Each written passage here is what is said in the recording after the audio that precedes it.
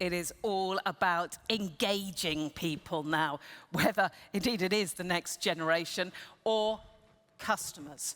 Customers and consumers. How do we engage them during the transition? Let's take a step back. How do we know what the customer needs, what the customer is wanting, and the sort of desires that that customer has of the energy industry going forward? Why is that important? Well, unless you know who your customer is, you can't serve them properly.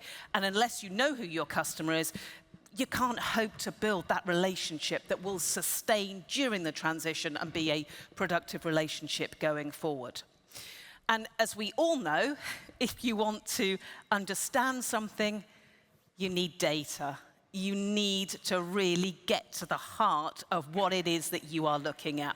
So I'm really thrilled to present this next session, because what you are going to see is a collaboration between Eurelectric and Accenture on looking at that customer. So first of all, we're going to give you the results of that report and that look, that project of looking to the customer. And then we're going to see what it's resulted in, what potential changes going forward. So let's start with the results of that project. So to take us through the results, and indeed what has been gained by it, please welcome the Connected Energy Services Lead at Accenture, Sander Truschlik.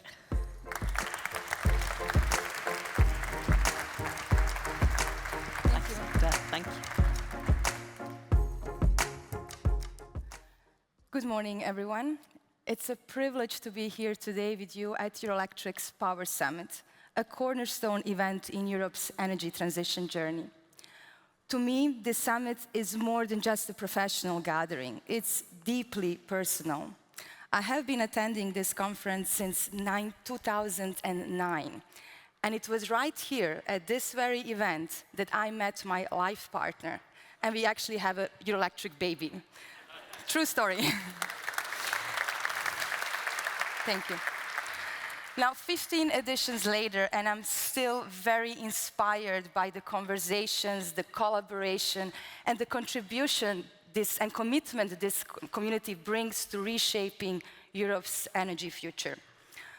I'm here today to present the findings from the 2025 Power to People study, a comprehensive survey assessing the engagement of the residential customers in the energy transition. Now, this work builds on the original 2021 Power to People study that was launched just after Eurelectric introduced 15 pledges to customers. Pledges co-signed by over 90 electricity suppliers to empower more than 200 million residential customers with simpler, more affordable, and transparent energy solutions. But of course, with the rapidly evolving energy landscape, Eurelectric saw the need to revisit those pledges. And so in April and May of 2024, we surveyed over 2,500 consumers across 12 European countries on whether they have seen a change in choice, control, and their overall energy experience. And we also engaged over 60 energy suppliers to understand what actions they have been taking, and also what challenges still remain as they support the households through a period of crisis and transformation. Now, the result is not just a snapshot, but a powerful narrative of how consumers are experiencing and engaging with energy transition. Now, why does this matter now more than ever? Today, we stand at a pivotal moment in Europe's energy transition journey. The past few years has truly tested our resilience. The pandemic, the war in Ukraine, the surging energy prices, and the continued push to decarbonize. These events have not only reshaped the energy system, they have fundamentally transformed consumer expectations. Now, one thing is clear. Residential customer is no longer a passive recipient. They are and must be active agents in shaping our energy future. Now, we have also seen the rise in renewable energy integration at an unprecedented pace. In fact, in 2024, the number of hours when at least one EU27 member state had negative electricity prices doubled compared to 2023, reaching 18% of total hours. That's not a side note, that's a signal. Now, these dynamics are not just technical challenges for grid operators and energy suppliers. They are behavioral considerations. They demand a new kind of relationship with the customer, one built on empowerment, participation, trust. And that is exactly what the Power to People studies set out to measure and understand how consumer attitudes, motivations, and behaviors and needs have changed, have shifted, and to identify what are some key obstacles preventing full participation in energy transition. Here is what we learned. Let me start with some positive news.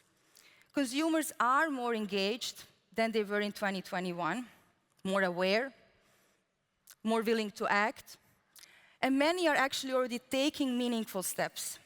So overall, the European energy consumers feel that they have more choice and control over their energy usage and a better experience when interacting with their energy supplier than they had 12 months ago. And both sides, suppliers and consumers, acknowledge that progress has been made.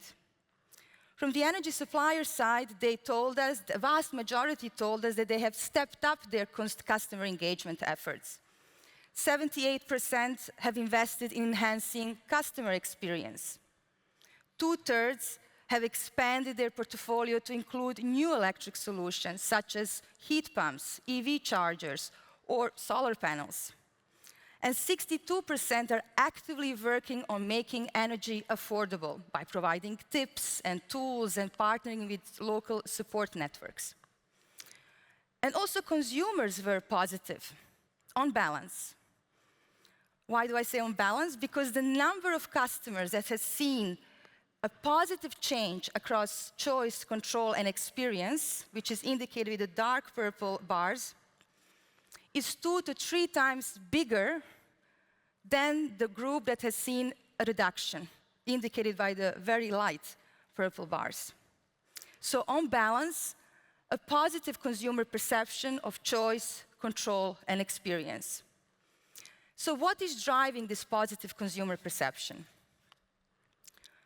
First, awareness is clearly on the rise. 47% of consumers are now aware of their energy suppliers' offer to help them save energy costs. And that's an 8 percentage point improvement compared to 2021. And among those that are aware, 1 in 2 have actually adopted them. Second, European energy consumers have a bigger choice in terms of suppliers, and they're also reporting increasing switching rates, with nearly 1 in 3 consumers actually having switched energy supplier in the past 2 years. Again, an 8 percentage point increase since 2021. Thirdly, energy suppliers have invested in better customer experience to meet the essential energy needs of their customers, such as providing insights in energy usage or making energy bills more predictable. Fourth, adoption of solar panels and electric vehicles has doubled, more than doubled actually, compared to 2021.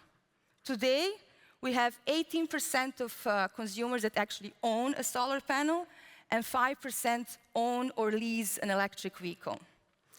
And also in terms of smart technology adoption, we have seen it growing, with over 1 in 3 consumers now using smart thermostats, energy monitors, or apps. And crucially, satisfaction is high.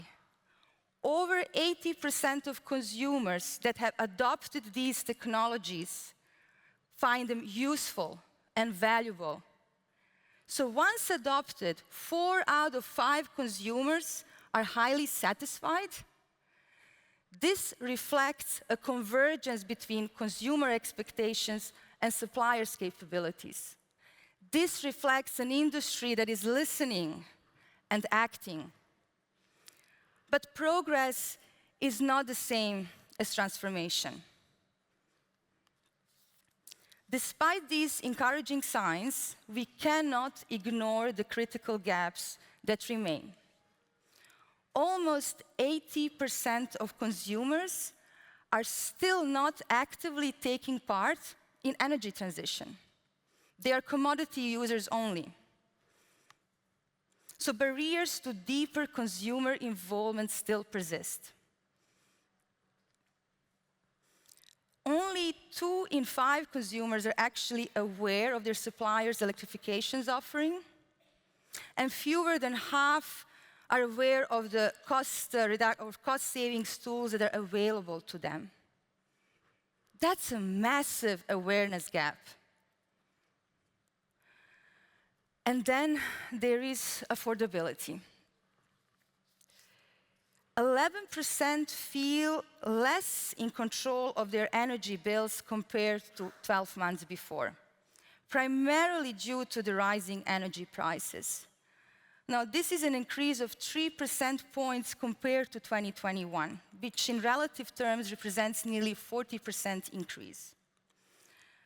And even among the 81% of consumers who say they care about their impact on the environment, still their actions tend to be limited to cost-effective measures or cost-effective behaviors, such as adopting a more efficient lighting or just cutting back on usage.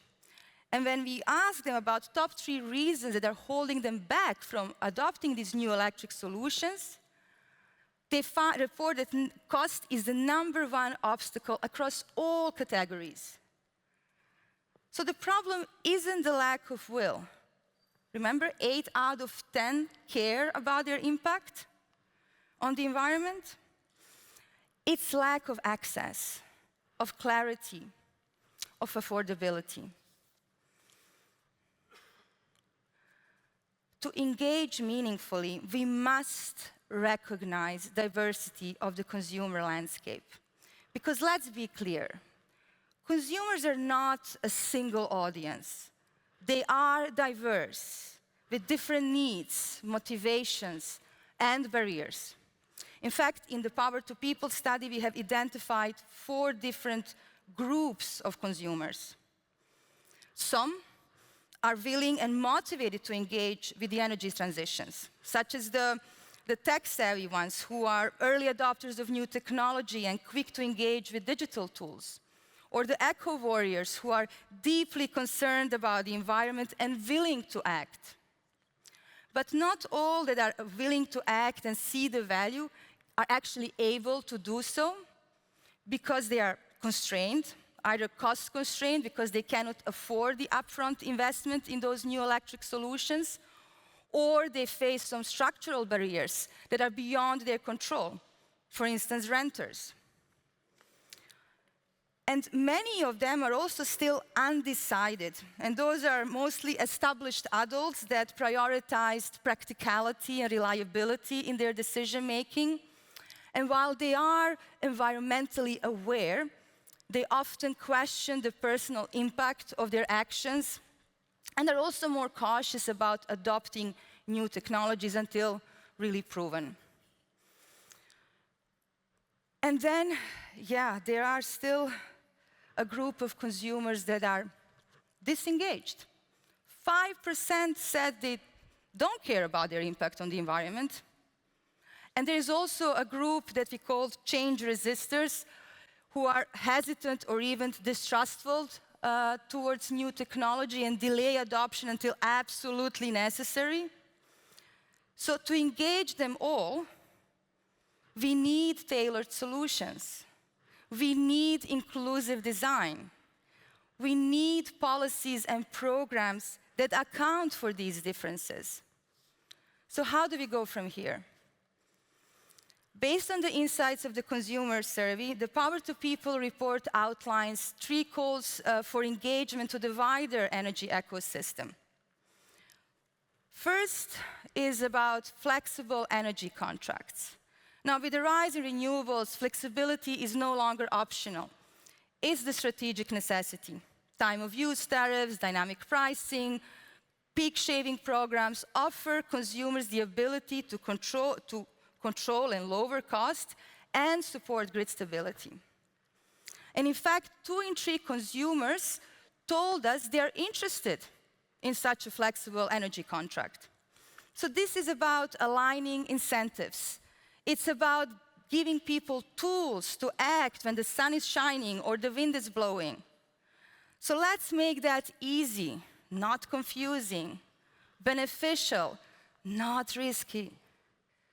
Second, smart technology enablement. Smart meters, thermostats, all these tools allow consumers to understand, manage, and optimize their energy use. But adoption is uneven. And why is that? Well, because for most people, the tech still feels too complex or irrelevant. I mean, only 21% see themselves as tech-savvy, as we have seen before. So that leaves nearly 80% who need us to simplify, to educate, to inspire confidence. Let's move from product features to personal benefits, from specs to stories. And finally, the targeted inclusive engagement. We need to shift from mass messaging to personalized communication, from generic offers to community-based programs. This means collaborating with social services to reach vulnerable customers, designing solutions for renters, not just homeowners, offering innovative financing models to spread the cost of adoption, speaking the language of trust, not tech jargon. Engagement must be empathetic. Policy must be enabling, and programs must be accessible. Now, let me conclude with some final thoughts. Europe's energy future depends on consumers, not just as ratepayers, but as active participants. Yes, we have the technology. Yes, we have the policy momentum. But without meaningful consumer engagement, we will fall short on our goals. The challenge ahead is not only to decarbonize the system, but to democratize it, to make sure every household, every individual has the opportunity to benefit from and contribute to the energy transition, to make sure that indeed nobody is left behind. Let me be clear. Europe's energy future depends on engaged, informed, and empowered consumers. This is no longer optional, it's essential. The most powerful force for change, it's not the infrastructure, it's the people. And Power to People isn't just a slogan.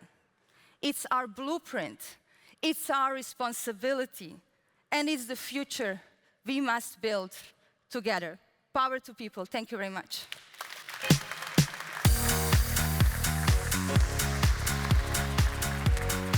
Thank you. Sandra, thank you so much. Incidentally, spec, go to stories, not spec. Such a great bit of advice.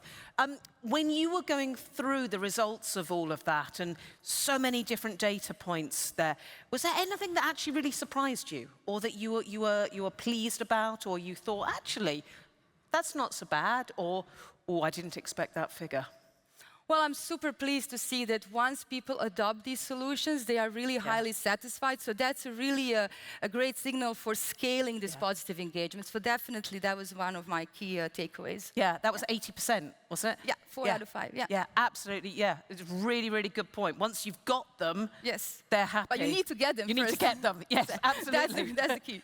Yeah. A lot of food for thought there. Sandra, thank you so much. Thank you. Really, really interesting. Thank you. Thank you very much. Thanks.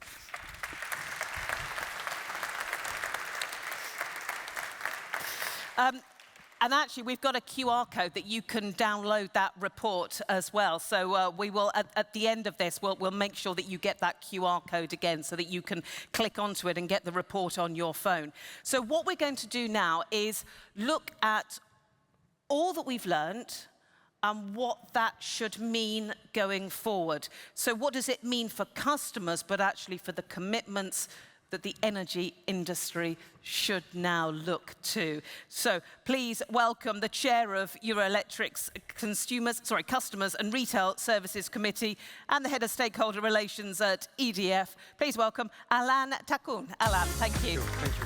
Thank you.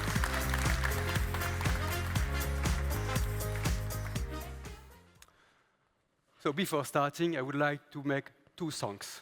First one to Sanda and Accenture. It's the second time we work with them. It's always a pleasure and a high-quality work. Second thing, I would like to thank Eurelectric. It's my birthday today. I could not dream of a I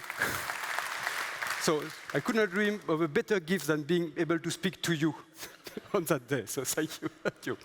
So having said that, I think one remark before. You can be a European citizen and consume no gas. You can be a European citizen and consume no gasoline. You cannot be a European citizen without consuming electricity. So electricity is not exactly the same fuel as any other one. We all pay an invoice. And it is very important to keep in mind that in the DNA of Eurelectric, we have always cared about household customers. We made 15 commitments before the COVID crisis, before the energy crisis. Now we do 5 commitments. So you could say to me, why do you divide by 3 the number of commitments you do? We are like the Commission, we are a mindset of simplifications. So we went from 15 to 5, but it does not mean that we change. All European suppliers, and Sanda showed it to you, are hardly committed and more than ever to help domestic customers in their journey in the energy transition in a competitive market.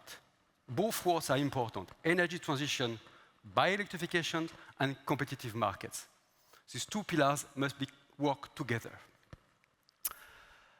One particular point perhaps to keep in mind before I go to our commitments themselves is that in Eurelectric, we believe, and we repeat, we need a free price formation of electricity to the end consumers. That's absolutely key.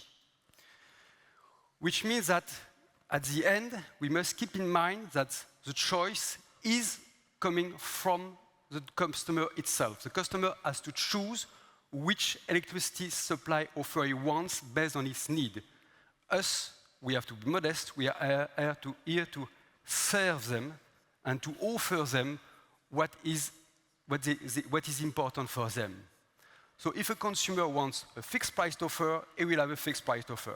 If a customer wants a dynamic price offer, he will have a dynamic price offer. One last word before I go to the 5 commitments of Eurelectric towards household customers. One point. There is only one wholesale price.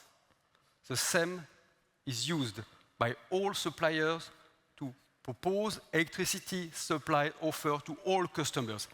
Big industry, small industries, hospitals, universities, local administrations, household customers. We are all using this reference from the wholesale price to build our electricity supply offer. And then, of course, we have a range of potential offers based on consumer characteristics. Our job as suppliers is to transform this wholesale electricity price in an adequate supply offer to the needs of each customer. But we have one common reference, which is efficient. So, now coming to our 5 commitments to domestic customers. The first one is empowerment. And I would say that behind this point, what we have to do is to give the desire to the consumers to be first electrified, then active in the market. Both paths are important.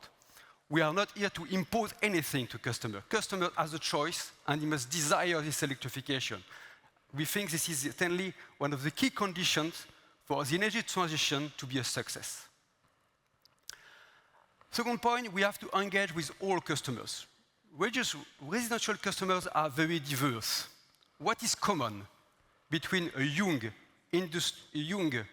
guy living in urban areas, spending his time on his smartphone, compared to an elderly, isolated person in rural areas? They are both customers, they are both to be engaged, they are both to be supplied with the same quality. So why we have to be very careful when we design an offer to take into account the diversity of customers. Special attention to poor people, vulnerable people. Nobody must be left behind. That's why you also have to engage with NGOs and social housing partners to be sure that these people are also involved in the energy transition. Third point is energy efficiency. So if in 5 years you have a new production like this one, you will still have energy efficiency. There's a big inertia in buildings. We all know it's very difficult, it takes time, very expensive to change the buildings. So energy efficiency is a journey on which we have permanently to go on. Point 4, product and services. It is our duty as suppliers to give to customers tools that help them to enter the market and enter the energy transition. When people are able to use it, you can go on your computer, see how much you consume, when you consume, what is consuming at your home, and it's an education time, and it's important that people have access to this information. And our duty is that information must be simple. People must understand and have confidence in the information they get from their suppliers. Last point, maybe my preferred one, demand flexibility. Something, for me, I think it's important for demand flexibility is that we need the flexibility of domestic customers to be sure that tomorrow, today and tomorrow, we will be able to manage the intermittency of generations. And customers must be educated towards that. And they will do it only if they like it, if they desire it again. And for this, they must see their own benefits for this. And to provoke these behavioral changes in domestic customers, we must be sure that we are communicating to them to the societal benefits of flexibility and to their own benefits. Both must work together. This is certainly, what we have been doing as suppliers for a certain time. We'll go on doing that, but we have to keep one thing in mind. Suppliers are the end of the electricity value chain toward customers. We cannot do that alone. That's why we need a collective framework to be able to do that. And we're not asking for, Alejandro from Commission is here, we're not asking for a new directive, new regulation. We're asking for a clear implementation of what has been decided to be sure that globally all policymakers can help us in being successful in our 5 commitments. And I see, in this slide, 2 main barriers that we have to work on it together. The first one is, again, information, information, and information. We must be able to motivate, and policymakers can help us with national centers on energy savings, can help us in support independent comparison tools, for instance, to be sure that the consumer gets the information he needs before going to electricity or before choosing the right supply offer. Pre-contractual information is absolutely key before choosing a contract. Second point is financial. Of course, you've seen standard results. There was a beautiful line where it was written, too expensive, too expensive, too expensive, too expensive. That's a difficult question. And collectively, us as suppliers, we are not going to solve the financial question of electrifications. We are sellers of electricity. But collectively, we can, and policymakers must be here to help, to fund, for instance, energy audits. And one important point, financially, the Energy and Taxation Directive. We are waiting for it.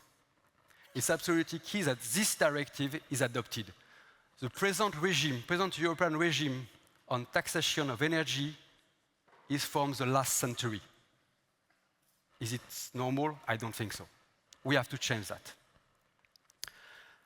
Another point, on financial is the support of social housing objects. That's very important. Grants for energy efficiency also. Maybe perhaps to conclude, I have given you plenty of words here. And you may think, okay, you have a beautiful lobbyist, a lobbyist on scene, giving me some kind words, saying to me, I am committed, also European suppliers are committed. But that's why I really encourage you to download our publication. You will find in it real cases of real suppliers with real people.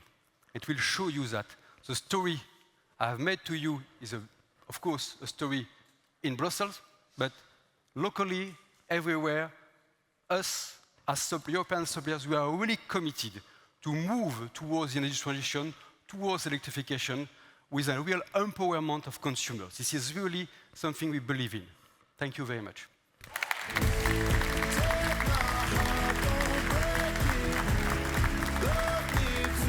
Thank you, Alain. Thank you, birthday boy. Brilliant.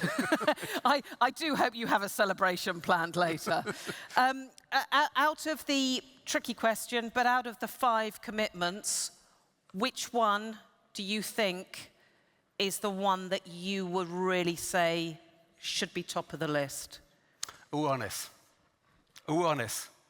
I think people, it's really, common jobs for, we can go back. There you go, that's it for you. Yes, the empowerment. For me, the empowerment, if people are convinced it is good to electrify for society, for themselves, it is good for them to be actors in the energy markets, we'll have won. Okay. Because once you have decided in your mind this is useful, other obstacles are easier to do. So you've got to get that mindset. Yes. And then you can work on that. Go on, sorry. Yes, this is the point. Yeah, changing the mindset. It is absolutely fundamental. Alain, thank you so much for taking us through that. Alain Tacoen, thank you.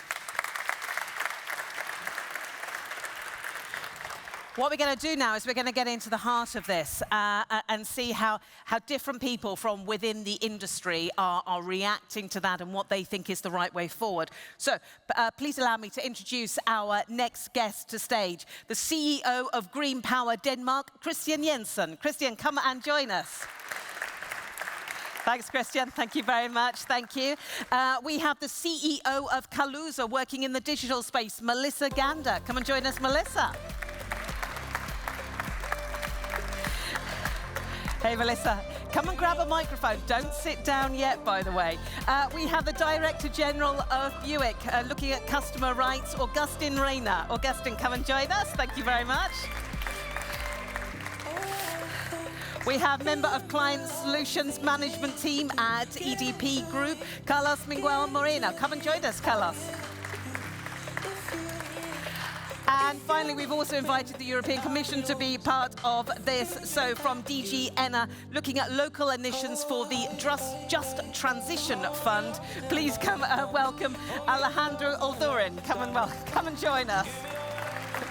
Thanks, Alejandro. Thank you very much. Grab a microphone. There's a couple there. And come this way, because I think we can show that slide again. Are we all right to go back to the 5 commitments? Brilliant. Have a look. They are the 5 commitments on screen here behind you. What sort of sticks out to you? Christian, you've got a microphone in your hand, so I'm going to ask you first. Which one? Which one would you point to? Well, I'll point to the first one about empowerment, because if we don't empower our customers, we can't get them to act. We need to give them the tools so they can actually act on their own behalf, and so they can change behavior and they can actually have a cheaper electricity bill, but also being able to impose the consumption when the green electricity is there at the most. So empowerment is my choice. You've got to get that first one. Yeah, Melissa, let's come to you next. So, with your head in the digital world, creating those tools, it's a difficult question, this, isn't it? Which one would you go for? It is. There's a lot to choose from, but maybe it's helpful to take it in sequence. So I'd say number 2, so engaging with all consumers, and I think all is really important, especially when we think about the different methods of engagement. And yes, digital interactions and technology is one of those, but for some customer groups that are harder to engage, we really need to think about the tools, the techniques, and the channels we use to be able to make sure that they're receiving the same information that those highly engaged customers are. And I think that came through in the Accenture report. Because you've actually got the 4th commitment here as well. So ensure that tools are user-friendly and easy to navigate. So important. We'll get into that in depth, I promise. Who wants to go next? I can go next. I'll actually go with the first one, because one of the things that surprised me the most on the report that Accenture was presenting is the huge perception gap between what we suppliers think we are doing. I think 2/3 of us think we are giving better products, more choices, and what actually consumers perceive. Only 1/3 think we are doing better. And if we cannot address that gap, if we cannot empower consumers that they feel they have the tools, they know which they are, they know the benefits, they know and understand the risks as well, I think we're not going to succeed in any of the other 4. So I'll also go with the first one. It really does feel like the first one is the gateway commitment, almost, doesn't it? Augusta, I'm going to come to you last, seeing as you're from the consumer groups. Alejandro, so you're working with the Just Transition. Now, that fund, for those in the audience that may not know, is actually looking after communities that are transitioning themselves from moving from what we would call traditional industries to new industries. So where do you sit on this? Absolutely, thanks a lot. So I think the 5 of the commitments are very important, but if I had to choose, I'd choose 2. I'd choose number 1, empowerment, and number 2, engaging. Because Alain said it, if you are a European, you are going to use electricity. So this concerns everyone, and anything that we do here or anything that we do in the Brussels bubble, it has to be for consumers and to allow for consumers' engagement. And underpinning these 2, 1 and 2 commitments, there is a very important word, which is communication. Sandra said it, you repeat it. We don't want specs, we want stories. And I think that in order for all our fellow citizens to be empowered and in order for all of them to be engaged, we need powerful communication. That would be my priority of all of the 5. Powerful, applicable communication, Absolutely. All right, Augustin, then. You look after consumer rights. You look after what customers need. Do you like these? Yes, I do like this. I like actually the 5 of them. And the 5 of them are interconnected.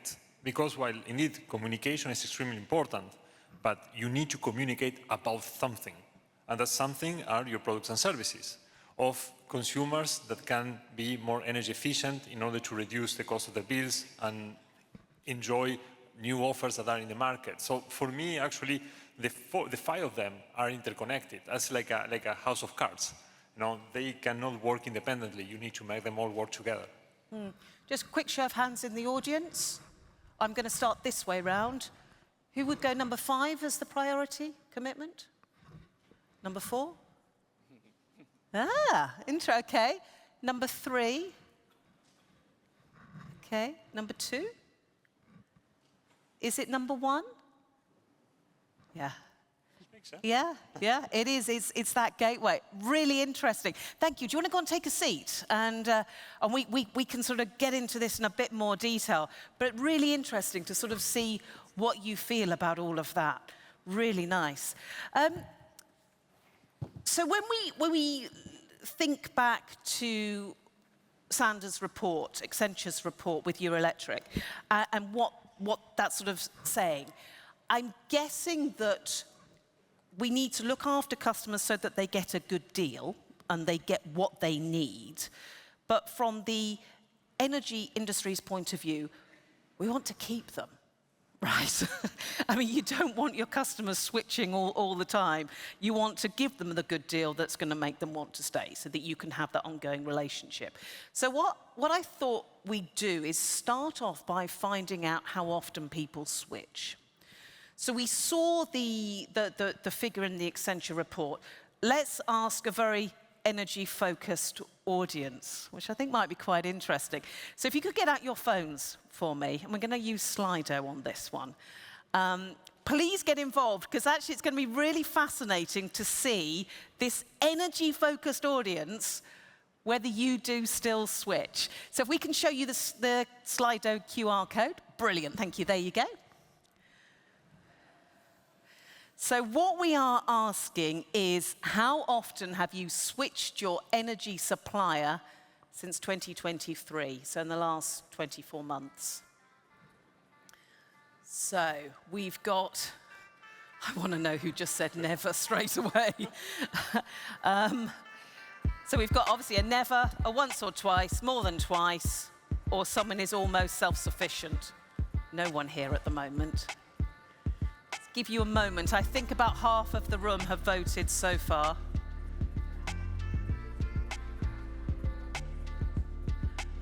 Wow. This is quite an interesting experience, this. This is not the results that I expected. Okay, thank you. Let's pause it there. Let me run along. Alejandro, when was the last time you switched your supplier? I haven't yet changed supplier. Oh, grab a microphone. Yeah. No, I'm Never? First, I haven't changed supplier yet, so I'm sticking with the same supplier. Yeah. Okay. Well, I work for a supplier, so I've stuck with that supplier for the last 5 years. I'm wondering if that is actually the reason. Augustin? I actually did in 23. I did in 23. In 2023, but not since. Not since. Not since. Melissa? Similar, not in the last few years. Our software platform is used by an energy supplier in the UK, so I remain loyal to them so I can actually use our technology. I think I might have a guess at who that energy supplier might be. We might talk about their engagement with customers. Christian? I changed once. I changed last year to get a better deal. And you're happy? Yes, now I'm happy. Okay, I like that. Now I'm happy. Okay, if you're one of the 60% that you have not changed in the last 2 years, you just raise your hands for me. Okay, right. Keep them up if you've done that because of inertia. You just haven't bothered. Okay. Yeah. It's interesting to see, isn't it? Thank you. All right, just raise your hands if you haven't changed because you work for that supplier. Yeah, there we go. It is interesting, isn't it? So in the... see, that's an energy-focused audience for you. So in the Eurelectric Accenture report, 31% switched in the last 24 months, so a third of people. Let's find out your view on customers. How engaged are they with you or your company, or how you view them? And Christian, I'm going to start with you. So when you think of your customers, residential customers, I know sort of more down the line for you, but your residential customers, what are they like, and how do you get in touch with them? Well, Green Power Denmark is the business organization for the energy industry in Denmark. So we don't have customers ourselves, but we represent all the DSOs in Denmark having the customers and all the energy traders having the customers. Denmark is unique because we have 100% smart meters, and we have 70% who pay time on use energy price. And on top of that, we have added dynamic tariffs. So when you use power in peak hours, you pay a higher tariff than if you used power in on-peak tariff time. And when we introduced that, people were saying, but come on, do you really think that I can cook my dinner in the afternoon or in the evening or during the night? And we said, no. Okay, cook your dinner when you cook your dinner. But perhaps you could change something else. And you know what? It actually worked, and I asked for a slide so I can tell you how much it actually worked during the time. Because we introduced this in 2020, and we have measured what are the peak hours every year since. And peak hours in Denmark, and hopefully... Yeah, so we've got Christian's slide. That's it's the graph one. If we Yeah. could just show that, just to Yeah. illustrate the point. We can see that peak hours has been reduced ever since, and has actually come down 20%, meaning that we don't have to enhance the grids, we don't have to invest in more grid connections, because we use it better now, and the time of use has changed to the night, where the industry is off, so there's more room in the grids. All of this means that we have lowered the investments, and the saving has gone back to the customers. This just means that Danish customers, because they have smart meters and time of use payments, are actually engaged and empowered, and we can take this even further in the next years. And for those in the room who may not know, the 100% smart meters, that is a result of? That's a result of a government policy giving the right to the DSOs to actually enforce smart meters. And during the period of 2014 to 20, we changed all meters in Denmark to smart meters, remote control. And the most downloaded app in Denmark is actually to see the power price of tomorrow. So you can plan when you want to charge your EV, when you want to do your washing, and so on and so forth. So you saw in Denmark a real change then, once the smart meters had been adopted. You didn't. Yeah, well, we did when smart meters came. It began, but smart meters and active tariff pushing people to take flexibility into their own hand. And of course, the energy prices of 2022 also engaged people even more, saying now we want to go to the hours where the sun is shining, the wind is blowing, and electricity prices in Denmark has come down. So many residential homes is actually right now planning for this. And we have taken data out of the Danish Bureau of Statistics and calculated on 210,000 actually families, saying if they change from a gasoline car and a gas-fired heating system to an EV and heat pumps, their reduction, after depreciation, the reduction in payment will be more than 3,000 euros per year. So we can actually find those stories, and this is statistics, but we can also find concrete families and showcase how much they have saved by going electric. Yeah, and we heard that from Sandra at Accenture. Don't sell the spec, sell the story. Yeah, so Peter and Emily out of Silkeborg, a rural area of Denmark, they have actually had this, not 3,000, but 4,000 euros a year going for the electrical choices. You know, you may object to this term, but it's almost like enforced engagement. Because of the way that the smart meters had to be adopted. Yeah, they were not allowed to choose. They had to take the smart meters. But by taking the smart meters, the sum they have saved is so much more than what it costs to roll out smart meters. Carlos, Portugal. Yeah, I mean, what does that sound like to you? I hope it sounds like a near future, because we just finished the rollout of the smart meter, so I think we are now in a moment where we have the tools, and now we need actually to bring the products and to bring this type of behavior to the consumers. So I think Christian was sharing with me before, I think this is very exciting to know that it works, that we can actually help consumers to save money while at the same time helping the system, and while at the same time helping suppliers and making consumers more engaged.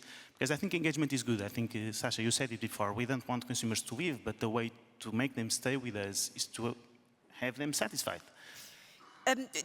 We saw in the Accenture report actually quite a chunk of customers deciding to be, well, that were disengaged for whatever reason. And I'm just really curious when it comes to new tech, how you get over that, particularly if it is it's a fait accompli, it is being enforced. Melissa, is that something that you're going to have to deal with? You know, those customers who go, I don't want it, I don't want the data collection or whatever it is. Yes, it's really interesting we touched on smart metering because it's actually with the advent of smart metering that Kaluza was created. So we touched on a UK supplier, that was OVO Energy. So Kaluza was born out of OVO Energy. When the smart metering rollout started in the UK, OVO realised that they wouldn't just be receiving data from smart meters, but also other devices within customers' homes, from their EV charge points through to smart thermostats. Searched the market for a technology solution that they felt would support the business and accelerate it through the energy transition. Couldn't find one, and decided to build our own, and that became Kaluza. And so now we're supporting energy companies globally by providing them with software solutions. That's in the UK, in Australia, in Japan, and also in the US, which I think we have a good example of around how technology can support outreach to customers that might not ordinarily be engaged in the energy transition. So we're currently involved in a pilot in California around managed charging, so providing customers with reduced cost of EV charging if they shift their charging patterns to different times of the day. Now, 50% of the participants in that trial will be from lower income or disadvantaged communities. And so I think what's really important when we think about designing propositions for customers is we do that in a data-driven way. A lot of organizations have data points that relate to early adopters, often higher earning customers. I think we need to be able to make sure that we have the data that relates to the customers that we want to bring on the transition with us. So what we're really hoping to learn from that pilot is if there are any differences in charging behaviours, if there's also differences in different price differentials within lower income and disadvantaged communities, and then really using that data to be able to support the adoption of electric vehicles and other devices within groups that would normally be late to adopt those types of solutions. I mean, Alejandro, that is exactly your bag, isn't it? With the just transition, yeah, making sure that no one is left behind is the strapline, but it's exactly what Melissa's just said. Absolutely, and I am really happy to have heard that from the previous speaker. So, no one left behind, and putting the consumers at the center of a genuine energy transition is what we need to focus on right now. We are out of a very serious crisis. We have learned a lot from this crisis. I must say that we pulled through relatively well, bearing in mind the enormity of the challenge, and now we need to look at what comes next. And what is clear is that there is a feeling of disconnection or disengagement by a sector of society who feel they are not part of the transition, who even feel abandoned. So we need to tackle that. And in order to tackle that, we need to know what the consumers, what the people we're serving as policymakers in the European Commission, what they think.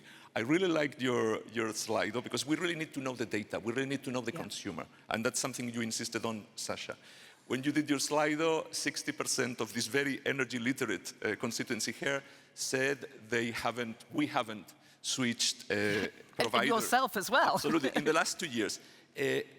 Our own data, and this is something that we analyzed when we were preparing the Affordability for Energy Action Plan, was 70%. So, voila. So here, the averages here are not very different. And what is important is that our analysis show that by not switching your energy provider, you are missing out between 150 and 200 euros per year of savings in your energy bill. So there is something there. But let's not kind of beat ourselves about it. So 70%, 60%, that's a fact. And what is important is what can we do to prevent that and to make sure that citizens have the possibility of engaging. It is not their fault that they're not engaging, because we have listened to Sandra, there is an appetite for engagement. So we need to look at the barriers which are preventing the engagement. It's a very good point. Let's look at the barriers then, because even if you've got great figures, actually, and I think the one Sandra talked about is that when people have switched, it's 80% are happy. That's still 1 in 5 that are not. So yeah, let's look at the barriers to customers being really happy. Augustine, constrained customers, but also keeping customers happy. And I'm really interested to know whether you think, and I appreciate you're sitting with a panel of industry people here, could they do a lot more to to engage those customers, particularly the constrained customers, and then keep them happy? Yeah, of course. So short answer, yes, we can do much more.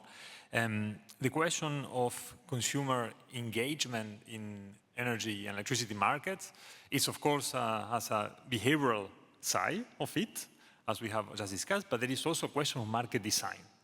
And the question of market design is about enabling competition in this market, for which switching is essential, making it easier for consumers, but it's also a question of the offers that are available to the consumers.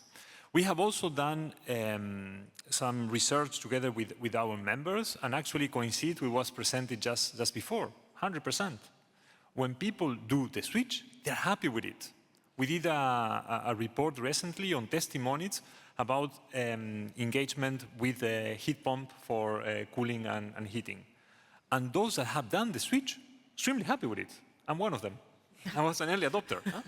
And extremely happy with it, because then you realize how much more efficient your home can be, ended up actually saving, at the end of the day, electricity and therefore money. But for that to be a success, we need to think about catering for the needs of all consumers, because consumers are heterogeneous. And I was very happy also to hear that it's not only about thinking of those consumers that can install a heat pump because they own a property, but there are many people that have difficulties to access housing. And that is also another very important priority right now at the European and at the national level. So we need to think about all sorts of customers. When I think, for example, of demand-side flexibilities, that offers huge opportunities. But having a smart meter, it's an essential element of it. I still have my 1962 old meter, and I get very happy when there is a lot of sun because it goes backwards. But still, it prevents me actually for benefiting all the of the possibilities that the demand-side flexibility offers. At the same time, we know that there is a part of consumers that are more skeptical. So we need to show them the benefits. Because we know, as a matter of fact, of evidence, once they do the switch, once they engage, they are much better off. So there is where I think the industry can play an extremely important role, not only on communicating to consumers, but communicating the right thing, showing them that actually when you do the switch, you will be better off. You're going to save this amount of money. You're going to benefit from a much more efficient use of your electricity. Just very briefly, what's the biggest challenge when it comes to customers? Is it the ones that are not adopting, engaging? Is it that they are a bit suspicious, or is it that it is money constraint? I'll ask you all, but yeah, go on. Which one do you think it is that the industry has to overcome? I think it's a combination of it. And actually, the slides that was presented, you have those consumers that want convenience. They want something easy to do. There are others that might be more skeptical.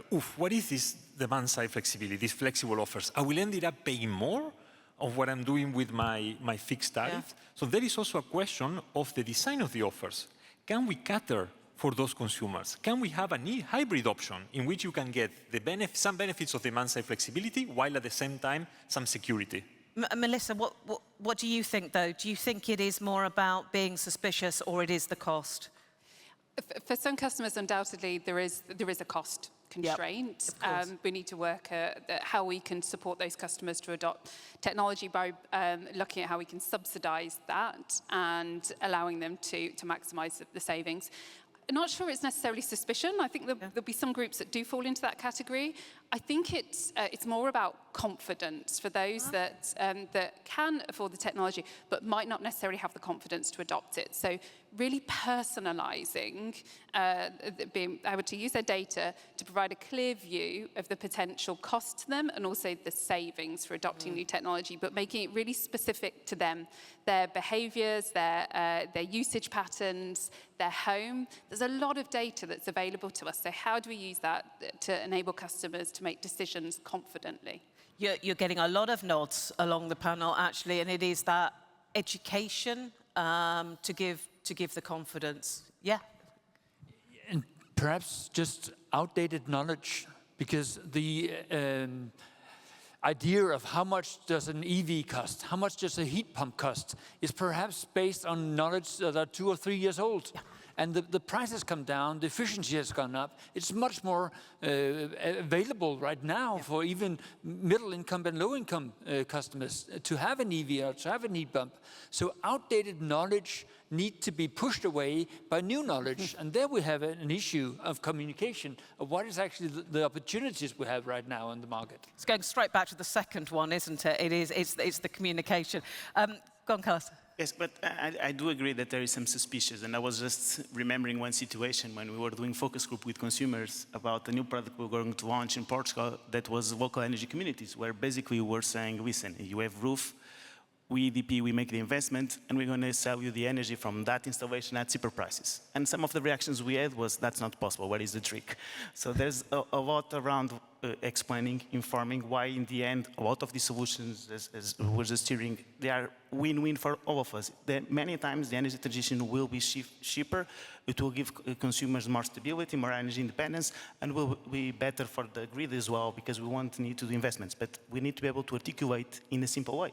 Because if we don't able to articulate in a simple way, a lot of the people will be left out because they won't understand the complexity, because we've heard this energy is still a complex ecosystem.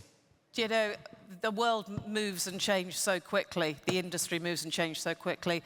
I really like that comment from you of outdated knowledge, and actually it's that constant need to say, hey, do you know things have changed? Because customers are doing a million different other things all the time.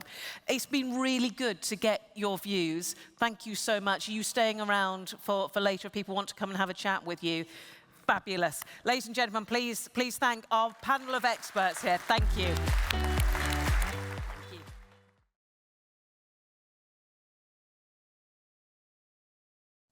Thank you.